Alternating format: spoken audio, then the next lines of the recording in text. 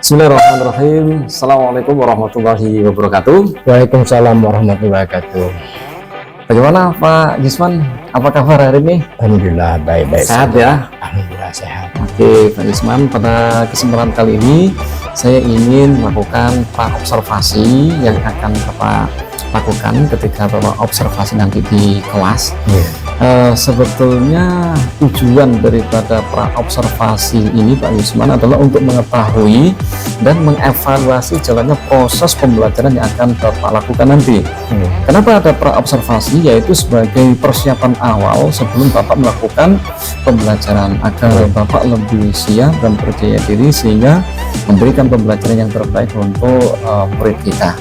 Seperti itu ya Pak Yusman ya. Boleh diperkenalkan Pak Yusman? Baik, terima kasih atas waktu yang diberikan. Kenalkan, nama saya Jusman SPD. Ya, Jusman ya. Mengajar di kelas 10 SPT A dan B. Jadwal pembelajaran di jam terakhir. Mapelnya apa Pak? Mata pelajaran yang saya ampu atau yang saya ajarkan adalah PPKN. PPKN ya Pak ya. Baik. Ada beberapa pertanyaan yang ingin saya sampaikan kepada Bapak. Yang pertama adalah, apa tujuan pembelajaran yang ingin Bapak capai? Tujuan pembelajaran yang saya capai adalah agar siswa memahami materi yang saya sampaikan dengan baik. Satu. Yang kedua, di samping memahami materi, mereka juga saya tuntut atau saya arahkan untuk mengembangkan kemampuan berpikir kritis. Serta suatu saat nanti mampu menerapkan pengetahuan yang diperolehnya dalam kehidupan sehari-hari. Itu tujuan yang ingin saya sampaikan. Di samping itu juga membentuk karakter dengan adanya tadi pengetahuan, sehingga akan terbentuk nanti karakter siswa yang disiplin, bertanggung jawab, serta mampu bekerja sama dengan baik dengan sesama teman. Itu untuk tujuan pembelajarannya Pak ya. Kemudian tujuan pembelajaran secara teoritis seperti apa Pak untuk mapelnya itu? Kalau teoritis membahas tentang apa, tujuannya apa begitu? Tujuan pembelajaran teoritis sesuai dengan materi, karena materi yang mau observasi ini kan tentang integrasi nasional ya. Integrasi nasional dalam bingkai Bhinneka Tunggal Ika, kalau salah saya maksudnya integrasi nasional dalam bingkai Bhinneka Tunggal Ika. Baik, seperti itu ya. Tujuannya kalau secara teoritikal tujuannya seperti apa? Tujuan yang ingin saya sampaikan, pembelajaran tujuan yang ingin saya sampaikan di sini, siswa mampu nantinya mempresentasikan faktor-faktor pembentuk integrasi seperti itu. Terus kemudian mengidentifikasi dan menganalisis masalah-masalah yang menghambat integrasi nasional. Karena kita ketahui sekarang ini kan kebanyakan wilayah luar biasa. Yang juga tapi yang Papua sekarang bisa untuk mengantisipasi jangan sampai terjadi yang demikian di area lain perlu kita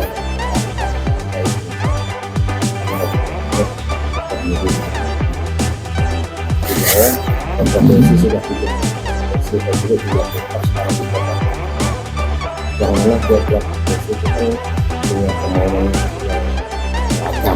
yang beragam. Nah sekarang bagaimana cara kita memperbaiki bahwa mereka itu tetap dalam mengalami negara kesatuan Republik Indonesia itu tujuan utama. Baik.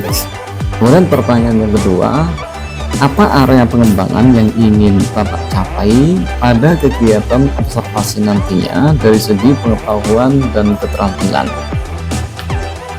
Yang ingin saya kembangkan di sini peningkatan dalam aspek pengetahuan dan keterampilan Dari sisi pengetahuan, saya ingin memperdalam pemahaman saya tentang strategi pembelajaran yang efektif dan diferensiasi pembelajaran sesuai dengan kebutuhan siswa. Dari sisi keterampilan, saya ingin mengembangkan kemampuan dalam mengelola kelas secara dinamis, membangun komunikasi yang efektif dengan siswa, serta menggunakan metode penilaian yang autentik dan bermakna. Terasa Baik. Kemudian pertanyaan ketiga ini Pak, pada area pengetahuan yang ingin Bapak capai itu seperti apa? saya ingin mengembangkan pengetahuan saya tentang pendekatan pembelajaran yang berpusat pada siswa, Baik. penerapan kurikulum merdeka, serta pemanfaatan teknologi dalam pembelajaran. Dengan pengetahuan ini, saya berharap dapat merancang pembelajaran yang lebih kontekstual, adaptif, dan menyenangkan bagi para siswa-siswi atau para Kalau dari segi siswanya, siswa mendapatkan pengetahuan seperti apa nantinya? dari segi siswa akan dapat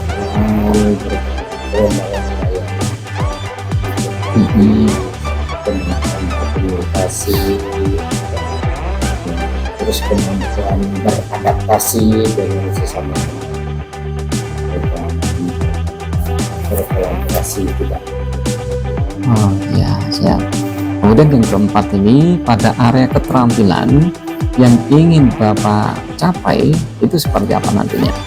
Saya ingin meningkatkan keterampilan dalam merancang dan melaksanakan pembelajaran berdiferensiasi, memberikan umpan balik yang konstruktif, membangun serta menggunakan alat asesmen formatif secara efektif.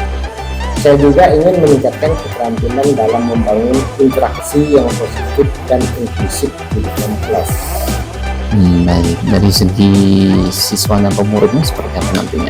Muridnya ya, siswa dapat berpikir kritis, berpikir yang positif, terus membangun percaya diri, karena di sini interaksi yang positif dan inklusif.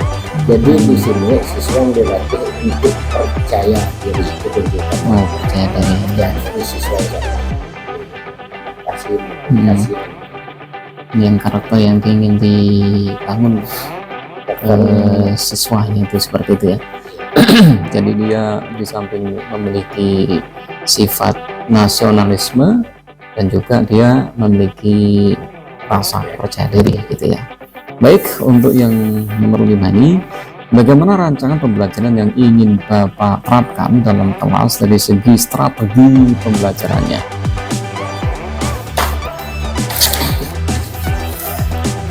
Rancangan pembelajaran yang ingin saya terapkan di kelas mencakup strategi, model, dan metode pembelajaran. Ya. Nah, dalam pembelajaran kelas saya ingin menerapkan rancangan pembelajaran kepada siswa yang mendorong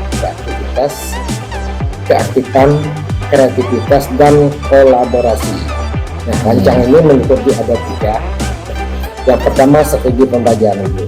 Saya akan menerapkan pembelajaran berdiferensiasi untuk menyesuaikan dengan kebutuhan belajar, gaya belajar, dan tingkat kemampuan siswa.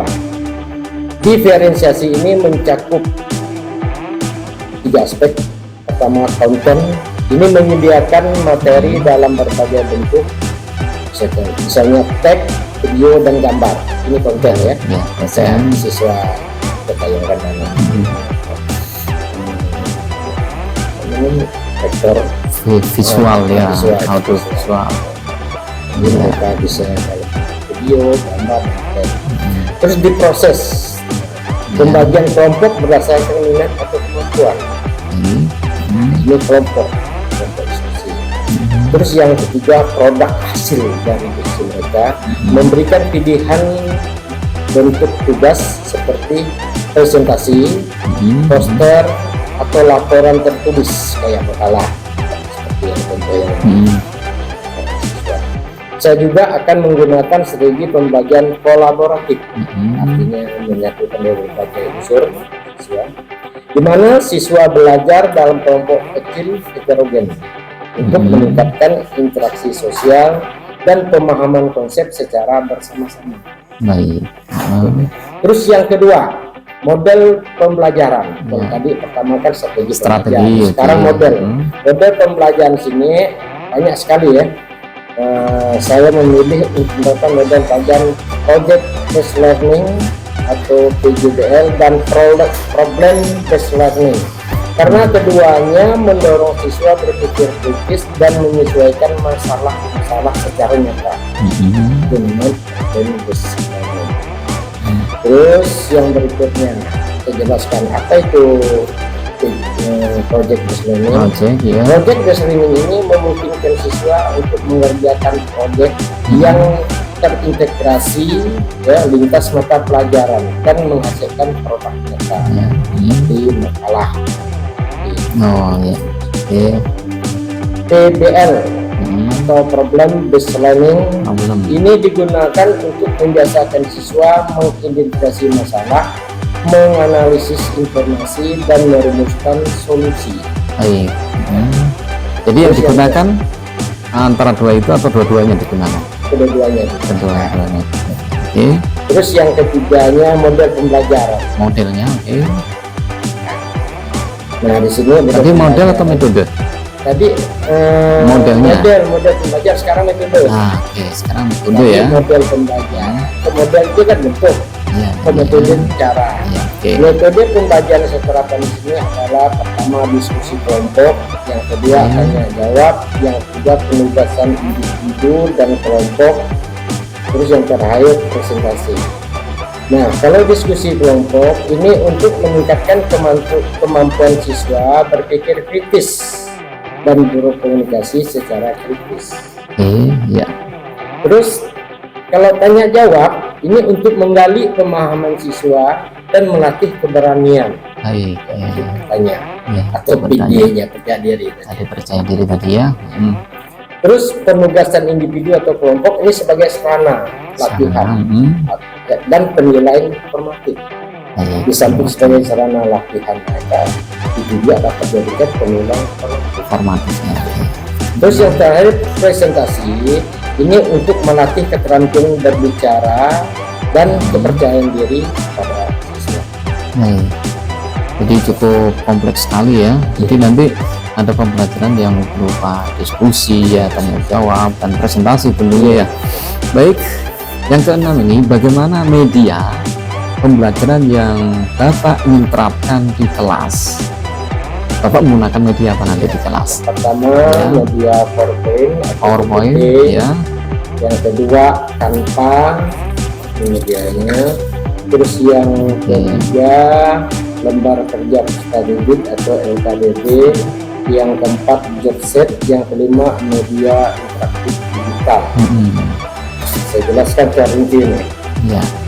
Kalau PowerPoint, saya menggunakan PowerPoint untuk menyampaikan materi secara visual dan struktur.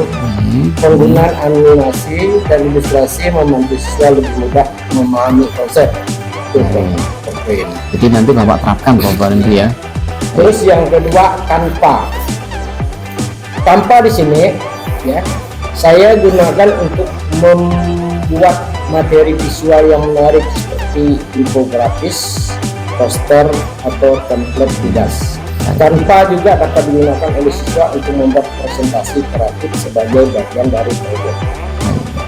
Terus LKPD atau lembar kerja didik saya gunakan untuk membimbing siswa dalam memahami konsep melalui kegiatan bertahap. Lembar kerja peserta didik dapat disesuaikan dengan pembelajaran berorganisasi dan mendukung kegiatan kelompok atau individu. Yang keempat Jobset ya. Nah, Jobset ini untuk pembelajaran berbasis praktik atau keterampilan. Misalnya dalam mata pelajaran prakarya ya, atau mata pelajaran kejuruan. Berarti kalau pada pembelajaran Bapak Jobset tidak digunakan ya, karena kan ini khusus untuk pelajaran pakarnya tadi ya. Jadi Bapak Jobset di sini saya gunakan untuk melatih siswa buat makalah. melatih mereka membuat nikah kan ada latar belakang, masalah umum, terus masalah Oh, tetap digunakan. Itu termasuk area juga. Ya. Baik. Terus yang terakhir media interaktif digital, ini sudah asing lagi ya. Saya juga mempertimbangkan penggunaan platform interaktif seperti Kahoot dan Quiz atau Wordwell untuk quiz dan latihan soal yang menyenangkan.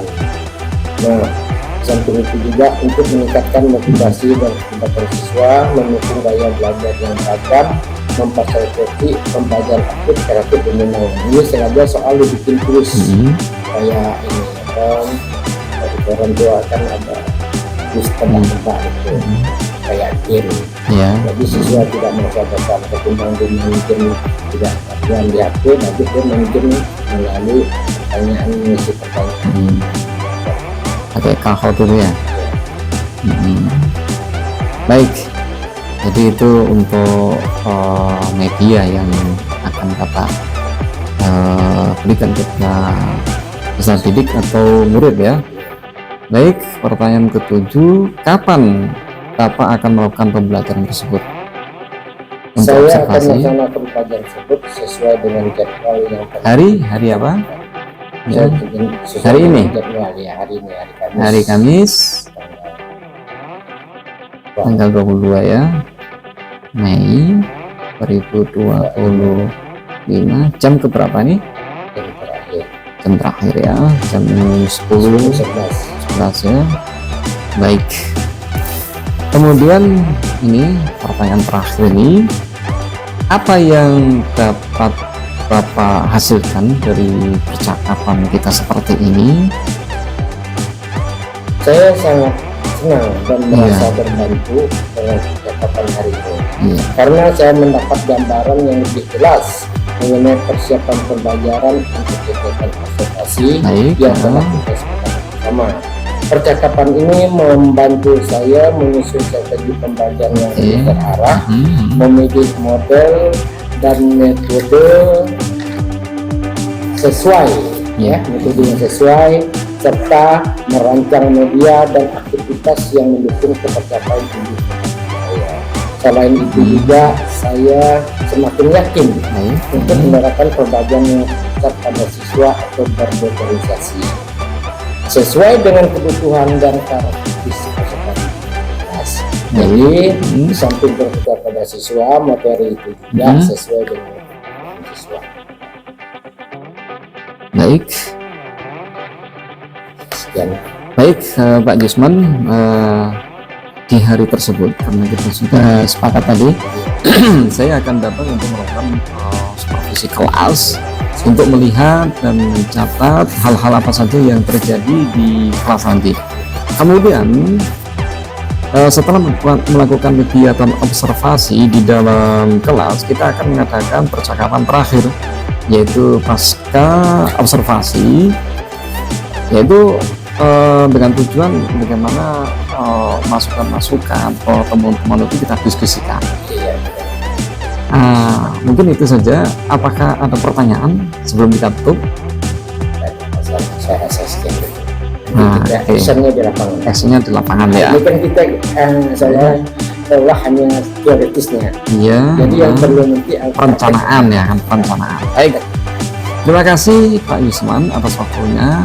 Nanti kita akan ketemu dalam kegiatan observasi hari ini ya, jam terakhir ya, yang telah kita sepakati bersama. Kalau tidak ada masukan atau hal-hal yang kita diskusikan, saya ucapkan sekian dan saya ucapkan terima kasih.